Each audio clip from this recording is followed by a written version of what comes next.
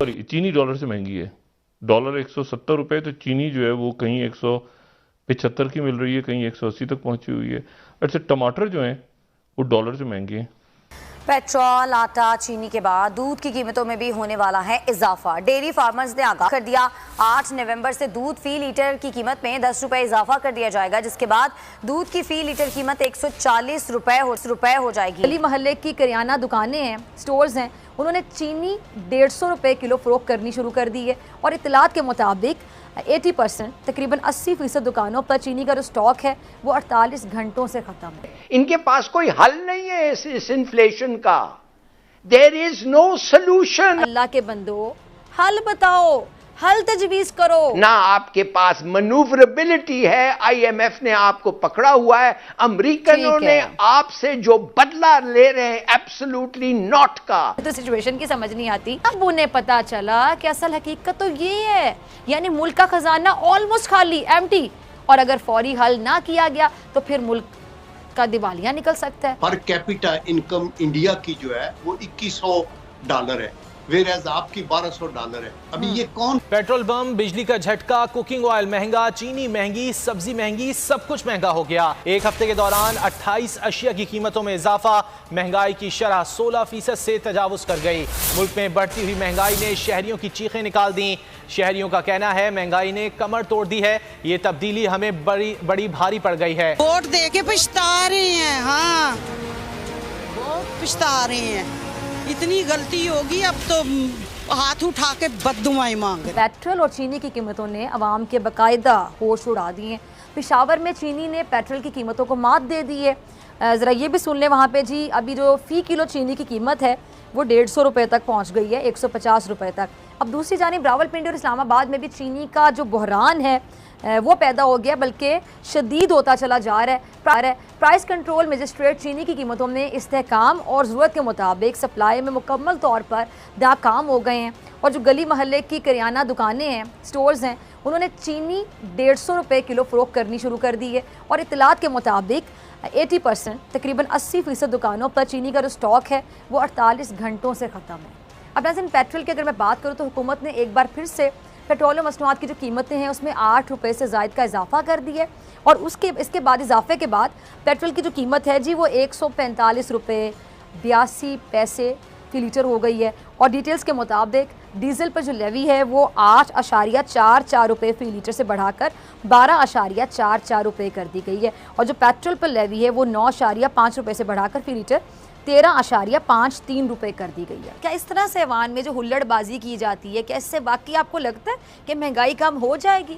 अगर अपोजिशन को वाकई अवाम की वाकई इतनी फिक्र है जितना ये कहते हैं, तो तनकीद करने के बजाय अल्लाह के बंदो, हल बताओ, हल तजवीज़ करो। अपोजिशन का काम तनकीद बराए तनकीद नहीं होता, बल्कि तनकीद बराए इस्लाह होता है। अगर वाकई आपको अवाम का इतना दुख और दर्द और एहसास है तो बताएं क्या हल होना चाहिए। मुझे तो सिचुएशन की समझ नहीं आती। तब उन्हें पता चला कि असल हकीकत तो ये है, यानी मुल्क का खजाना ऑलमोस्ट खाली, एम्प्टी, और अगर फौरी हल ना किया गया तो फिर मुल्क का दिवालिया निकल सकता है।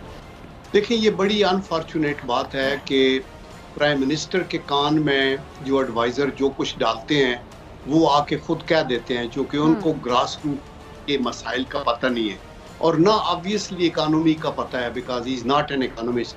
देखें, बात ये होती है कि आपकी लोगों की बाइंग पावर पे सारी चीज डिपेंड करती है।